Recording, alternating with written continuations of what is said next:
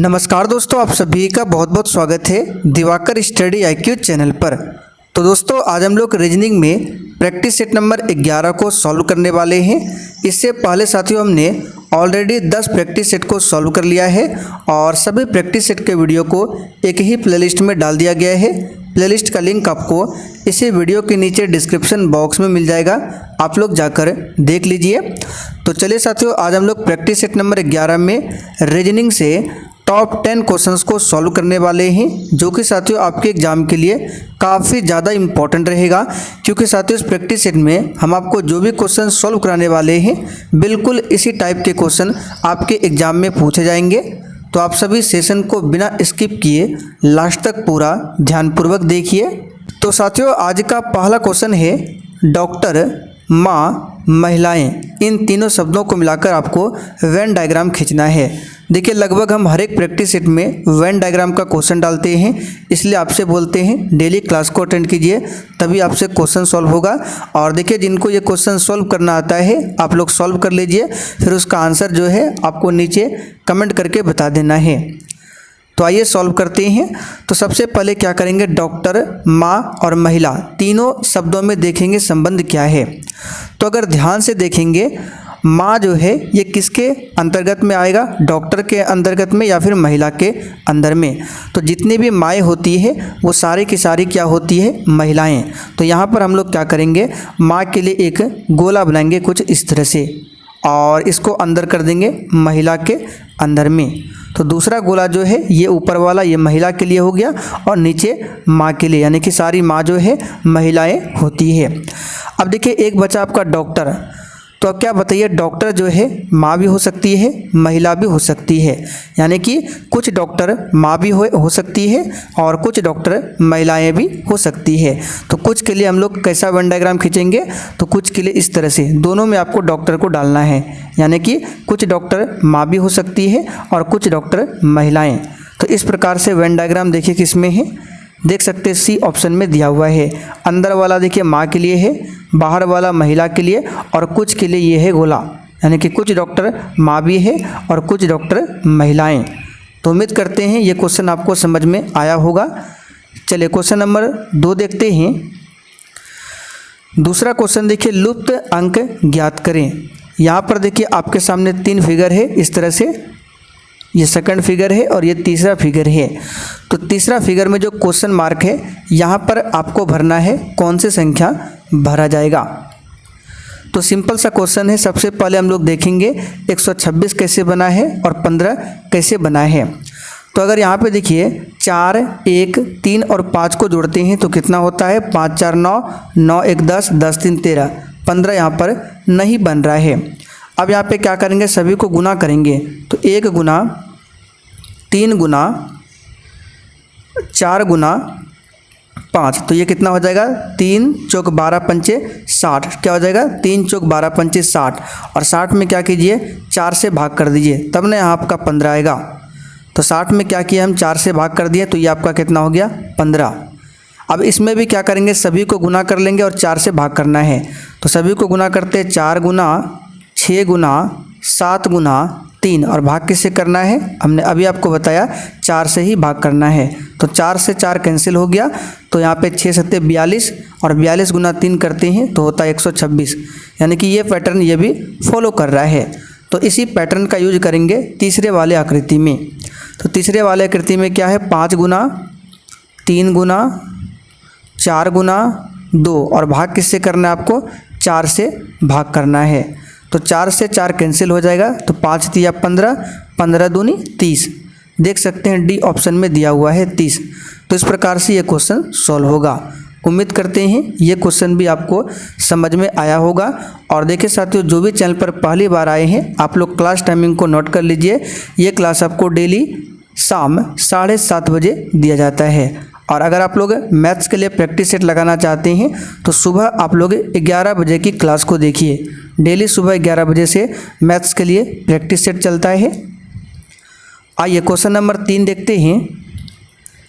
EHG से जिस प्रकार IKL बना है उसी प्रकार आपको PRS से बताना है क्या बनेगा। ये बहुत ही सिंपल सा क्वेश्चन है। तो सबसे पहले आप लोग क्या कीजिए, जो EHG है इसको नीचे लिख लीजिए, EH और क्या है G, और इससे बना है आपका IKL। तो अगर ध्यान से देखते हैं E जो आता है आपका कौन से स्थान पर, 5वें स्थान पर आपका E आता है, और E से बना है I, और I जो आपका आता है कौन से स्थान पर आता है, तो देखिए E के बाद होता है FGHI, यानी कि अगर इसमें हम ऐड कर देते हैं +4 को, ठीक है, E का स्थान 5 है और I का स्थान क्या है 9 है। अब दिमाग लगाइए, 5 में अगर 4 को ऐड करते हैं 9 बनता है, और 9वें स्थान पर आपका I होता है। तो इससे पहले आपको जितने भी लेटर है सभी का पोजीशन आपको याद होना चाहिए कि कौन सा लेटर किस पोजीशन में है। अब यहाँ पे H की बात करें तो H में अगर हम 3 जोड़ देते हैं तो बनता है K, क्या बनता है K, ठीक है, क्योंकि H के बाद होता है IJK, तीसरे स्थान पर K है, यानी कि इसमें +3 को ऐड किया गया है। उसी प्रकार G की बात करें तो आप सभी जानते हैं G का पोजीशन 7 होता है और L का पोजीशन क्या होता है 12 होता है। तो अगर G में 5 को ऐड कर देते हैं तो बनता है 12, 7 5 12, यानी कि पहले बार में +4 किया गया है, दूसरे बार में +3, तीसरे बार में +5। तो ठीक हमको इसी प्रकार यहाँ पर भी करना है PRS। तो सबसे पहले P में कितना जोड़ना है, 4 जोड़ना है। तो देखिए यहाँ पे 4 जोड़ देते हैं। तो अगर P में 4 जोड़ते हैं तो P आपका आता है 16वें स्थान पर, और 16 में 4 जोड़ते हैं तो होता है 20, और 20वें स्थान पर आपका आता है T। तो देखिए D ऑप्शन आपका नहीं होगा, ना तो B होगा, क्योंकि शुरुआत में T कहीं भी नहीं है, केवल 2 ऑप्शन में है। अब देखिए R की बात करें तो R में कितना जोड़ना है, 3 जोड़ना है। तो R में अगर 3 को जोड़ देते हैं तो ये बन जाता है U। T के बाद U देखिए केवल एक ही ऑप्शन में है C। पूरा आपको सॉल्व करने की ज़रूरत नहीं है, पूरा अगर आप लोग सॉल्व करना चाहे तो कर सकते हैं, लेकिन एग्जाम में आपको पूरा सॉल्व नहीं करना है, सॉल्व भी करना है और ऑप्शन को भी यहाँ पे एलिमिनेट करना है। तो आंसर हमारा यहाँ पे हो जाएगा CTUX। अब S की बात करें तो S में अगर +5 जोड़ेंगे तो ये हो जाएगा आपका X, ठीक है। तो C ऑप्शन हमारा बिल्कुल सही है। चलिए क्वेश्चन नंबर 4 देखिए, नीचे दिए गए विकल्पों में से संबंधित संख्या को चुनिए। तो यहाँ पे देखिए नंबर एनालॉजी का क्वेश्चन है, और ये क्वेश्चन एग्जाम में बार बार पूछा जाता है इस टाइप के क्वेश्चन। तो सबसे पहले हमको बनाना है 423 से 81। ये कैसे बना है, थोड़ा सा दिमाग लगाइए। अगर यहाँ पे सभी संख्या को गुना कर देते हैं आपस में, 4 दूनी 8, 8 या 24, फिर 24 का वर्ग करते हैं तो नहीं बन रहा 81। तो अब क्या करते हैं, सभी अंक को जोड़ देते हैं, 4 + 2 + 3, तो ये होता है 4 2 6 3 9, और 9 का वर्ग करते हैं तो ये बनता है 81। तो उसी प्रकार 143 में जोड़ देंगे 1 + 4 + 3, तो ये हो जाएगा 4 3 से 8 1 8, और 8 का स्क्वायर करेंगे तो कितना हो जाएगा 64। देख सकते हैं आप लोग डी ऑप्शन में 64 दिया हुआ है। और देखिए साथियों, अगर आपने अभी तक सेशन को लाइक नहीं किया है तो प्लीज़ आपसे रिक्वेस्ट है आप लोग सेशन को साथ में लाइक करते हुए चलिए क्वेश्चन नंबर आगे देखते हैं, 5वां क्वेश्चन। चलिए 5वां क्वेश्चन है, दी गई श्रृंखला श्रेणी में प्रश्न चिन्ह के स्थान पर संख्या ज्ञात कीजिए। तो 289 के बाद 196 है, 196 के बाद 256 है, 256 के बाद 169 है। तो यहाँ पर सबसे पहले आपको क्या करना है, घटा के देखना है कितना अंतर आ रहा है, या फिर जोड़ के देखना है कितना अंतर आ रहा है। तो अगर जोड़ या घटा कर देखते हैं तो हमने चेक किया ये इस तरह से नहीं आने वाला है। तो यहाँ पर अगर ध्यान से देखेंगे जो 289 है ये किसका स्क्वायर है, तो 17 का स्क्वायर है। तो यहाँ पर लिख देते हैं 17 का स्क्वायर। 196 किसका स्क्वायर होता है, तो 14 का स्क्वायर होता है 196। 256 किसका स्क्वायर होता है, तो 16 का स्क्वायर होता है। 169 13 का स्क्वायर होता है। अब यहाँ पर ध्यान से देखिए 17 14 16 13 को 17 से 14 हुआ है, 14 से 16 हुआ है, 16 से 13 हुआ है, यानी कि एक बार घट रहा है फिर बढ़ रहा है फिर घट रहा है। तो अगर कहीं भी अंक घट रहा है फिर बढ़ रहा है तो हमने आपको बताया था एक अंक आपको छोड़कर देखना है। तो 17 के बाद 14 को छोड़ दीजिए, 16 पर ध्यान दीजिए। तो 17 में एक माइनस हुआ है तो 16 बना है। फिर उसी प्रकार आगे 16 में एक माइनस करेंगे तो ये वाला संख्या हमको मिल जाएगा। तो 16 में 1 माइनस करेंगे तो हो जाएगा 15 और 15 का स्क्वायर कितना होगा 225। देख सकते हैं सी ऑप्शन में दिया हुआ है 225। अगर आपसे पूछता यहाँ पर और कौन सी संख्या आएगा तो क्या करते हम, तो देखिए 17 के बाद 16, 16 के बाद 15, तो इस पैटर्न को फॉलो नहीं करना है। उसके लिए हमको यहाँ पे लेना पड़ेगा 14 के बाद देखिए 13 हुआ है तो 13 के बाद क्या होगा 12 यानी कि 144। फिर आगे देखेंगे तो फिर यहाँ से चलेगा आगे घटा के, फिर यहाँ से भी आगे चलेगा, यानी कि आंसर ये वाला पूछ रहा है क्या होगा हमारा, तो 225 जो कि सी ऑप्शन में दिया हुआ है। और देखिए साथियों, अगर आपको किसी भी क्वेश्चन में थोड़ा भी डाउट होता है तो आप लोग तुरंत कमेंट करके पूछिए। आइए क्वेश्चन नंबर 6 देखते हैं। चलिए क्वेश्चन नंबर 6 देखिए, यदि d गुना h बराबर 32 और k गुना b बराबर 22 लिखा है तो c गुना t का मान क्या होगा। सिंपल सा क्वेश्चन है। तो d गुना h लिखा हुआ है 32, d का पोजीशन आप सभी जानते हैं 4 होता है, h का 8 होता है, 8 चौकी 32। उसी प्रकार k का पोजीशन 11 होता है, b का 2 होता है तो 22। तो c गुना t का आसान से निकाल सकते हैं आराम से। c का 3 होता है, t का 20 होता है तो 20 दिया 60। देख सकते हैं बी ऑप्शन में दिया हुआ है 60। सिंपल सा क्वेश्चन था, आंसर क्या होगा हमारा 60।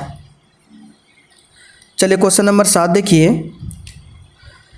नीचे दिए गए प्रश्न में प्रश्न चिन्ह के स्थान पर संख्या क्या होगी आपको बताना है। और देखिए जिनसे क्वेश्चन सॉल्व नहीं हो पा रहा है, आपसे रिक्वेस्ट है आप लोग एक भी दिन क्लास को मिस मत कीजिए, डेली क्लास को अटेंड कीजिए, अधिक से अधिक क्वेश्चंस का प्रैक्टिस कीजिए, तब आपसे भी बनेगा।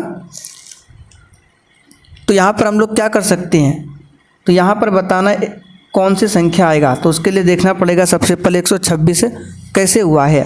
अगर 36, 63, 72 को जोड़ते हैं तो 126 नहीं होगा, ज़्यादा ही हो जाएगा, यानी कि जोड़ने पर 126 तो आने वाला नहीं है। अब यहाँ पर हम लोग क्या दे सकते हैं, देखिए अगर हम 36 को 2 से गुना करते हैं तो हो जाएगा 72, जो कि यहाँ पे लिखा हुआ है 72। और 63 को 2 से गुना करते हैं तो होता है 126, जो कि यहाँ पे लिखा हुआ है। यहाँ पर भी चेक करते हैं, 42 को 2 से गुना करते हैं तो होता है 84, लिखा हुआ है।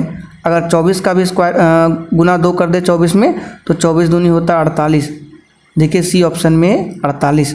बहुत ही सिंपल सा क्वेश्चन था, तो आंसर याद रखिएगा यहाँ पर क्या होगा 48। आगे देखिए, उस वेन आरेख का चयन करें जो दिए गए वर्गों के बीच संबंध को सही निरूपित करता है। तो यहाँ पर हम लोग क्या करेंगे, किसी एक शब्द का सबसे पहले आरेख खींचेंगे। तो सबसे पहले ले लेते हैं शिक्षक, ठीक है। तो शिक्षक के लिए हम एक गोला तैयार करते हैं। यहाँ पे मान लीजिए शिक्षक के लिए ये आपका गोला है, ठीक है। टीचर लिख देते हैं, टी फॉर टीचर। अब बताइए शिक्षक किसके अंदर में आएगा, थोड़ा सा दिमाग लगाइए। तो देखिए शिक्षक की बात करें तो कुछ शिक्षक कवि भी हो सकता है, कुछ शिक्षक स्नातक भी हो सकता है, यानी कि हमको यहाँ पे कुछ के लिए बनाना है। तो सबसे पहले कवि के लिए बनाते हैं। तो कुछ शिक्षक कवि हो सकता है, सारे शिक्षक कवि नहीं हो सकते हैं, कुछ शिक्षक जो है कवि हो सकते हैं। तो इस तरह से हम इसको नहीं कर सकते हैं, ये आपका गलत हो जाएगा, क्योंकि सारे शिक्षक कवि नहीं हो सकते हैं, कुछ शिक्षक ही कवि हो सकते हैं। तो यहाँ पे ये हो गया आपका शिक्षक का गोला, और कुछ के लिए हम यहाँ पे बना देते हैं इस तरह से, ठीक है। तो ये टीचर का हो जाएगा और ये हो जाएगा कवि, ठीक है। तो कुछ शिक्षक कवि हो सकते हैं यहाँ पे। अब स्नातक की बात करें, तो स्नातक की बात करें तो देखिए कुछ शिक्षक स्नातक भी हो सकते हैं, ऐसे जरूरी थोड़ी है कि सारे शिक्षक स्नातक होते हैं। आपने देखा होगा 12th के बाद भी जो ये है क्या डीएलएड करके भी टीचर बन सकता है। तो सारे शिक्षक स्नातक नहीं हो सकते हैं, तो यहाँ पर भी कुछ शिक्षक स्नातक हो सकते हैं। और कवि की बात करें तो देखिए कुछ कवि स्नातक भी हो सकते हैं और नहीं भी हो सकते हैं, ये ज़रूरी नहीं है कि सारे कवि स्नातक होने ही चाहिए। यानी कि कुछ शिक्षक स्नातक हो सकते हैं, कुछ कवि स्नातक हो सकते हैं, यानी स्नातक वाला जो गोला आएगा दोनों में टच करेगा। तो इसका वेन डायग्राम कैसे बनेगा, तो इसका ये बनेगा इस तरह से, इस तरह से। चलिए इसको थोड़ा सा बड़ा करके आपको दिखा देते हैं कैसे बनेगा।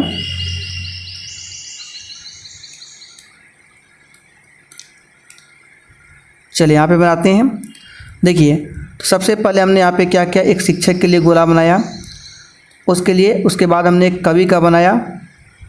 तो यहाँ पे आपका कुछ हो गया, ये कुछ शिक्षक कवि हो सकते हैं। अब स्नातक की बात करें तो कुछ शिक्षक स्नातक हो सकते हैं, कुछ कवि स्नातक हो सकते हैं। स्नातक का जो गोला आएगा ये वाला, ये दोनों में टच करना चाहिए, यानी कि कुछ इसमें भी आएगा और कुछ आपका इसमें भी आएगा। तो देखिए इस प्रकार किसमें है, तो यहाँ पर देख सकते हैं डी ऑप्शन में इस प्रकार से दिया हुआ है, ध्यान रखिएगा। चलिए आगे बढ़ते हैं हम लोग। क्वेश्चन नंबर 9, किसी सांकेतिक भाषा में स्कोर को XHOI भी लिखा है तो बोर्ड को क्या लिखा जाएगा। कोडिंग डिकोडिंग का क्वेश्चन है और ये क्वेश्चन एग्जाम में बार बार रिपीट होता है, ध्यान रखिएगा। कोडिंग डिकोडिंग से लगभग हर एक एग्जाम में क्वेश्चन पूछा ही जाता है। तो आपको एग्जाम में क्या करना है, तो एग्जाम में आपको कुछ नहीं करना है, तो सबसे पहले जो दिया है कोड उसको लिख लेना है इस तरह से SCORE और उसके ठीक नीचे आपको लिखना है XHOI, ठीक है। अब यहाँ पे देखिए सभी का पोजीशन यहाँ पर नहीं देखना है, यहाँ पे देखना है अपोजिट लेटर, और अपोजिट लेटर भी आपको याद होना चाहिए। जैसे अगर आपसे पूछता है ए का अपोजिट क्या होता है, जेड होता है, बी का अपोजिट पूछे वाई होता है। अगर आपको याद ना हो तो आप लोग एक काम कर सकते हैं, ए से लेकर आपको लिखना ए बी सी, यहाँ चलते चलते आपको जाना है एम तक और फिर रिपीट करना है नीचे से एन से। तो A B C D E F G H ऐसे चलना है, एम एन फिर ऐसे ओ पी क्यू, इस तरह से चलते चलते आपको जेड तक आना है, ठीक है। तो एम के पहले एल होता है, एल के पहले के होता है, के पहले जे होता है। इस तरह से आपको ए से लेके ऊपर एम लिख देना है और नीचे एन से लेकर जेड तक। अब जितने भी ये सारे के सारे अपोजिट है, एम का अपोजिट एन है, एल का अपोजिट ओ है, के का अपोजिट पी है, जे का अपोजिट क्यू है, ए का अपोजिट यहाँ पर देख सकते हैं जेड है, बी का अपोजिट क्या होगा वाई होगा। इस तरह से आप लोग लिख लीजिए। ये आपको कब करना है, जब आपको अपोजिट याद ना हो। तो अगर यहाँ पे ध्यान से देखते हैं एस का अपोजिट क्या एक्स है, नहीं, एस का अपोजिट क्या होता है आप सभी जानते हैं। एस का अपोजिट होता है आपका कौन सा, तो एस का अपोजिट होता है एच जो कि यहाँ पे लिखा हुआ है, और सी का अपोजिट होता है एक्स, ठीक है, यहाँ पे एक्स आएगा। तो ध्यान से देखेंगे एस का अपोजिट एच लिखा हुआ है, सी का अपोजिट एक्स लिखा हुआ है, बाकी ओ को ओ ही लिखा गया है, इसमें कुछ नहीं किया गया है। फिर आगे देखते हैं आर का अपोजिट यहाँ पे आई लिखा हुआ है, ई का अपोजिट भी लिखा हुआ है। तो सेम टू सेम इसी पैटर्न का यूज करेंगे बोर्ड में। तो यहाँ पे लिखते हैं BOARD, ठीक है।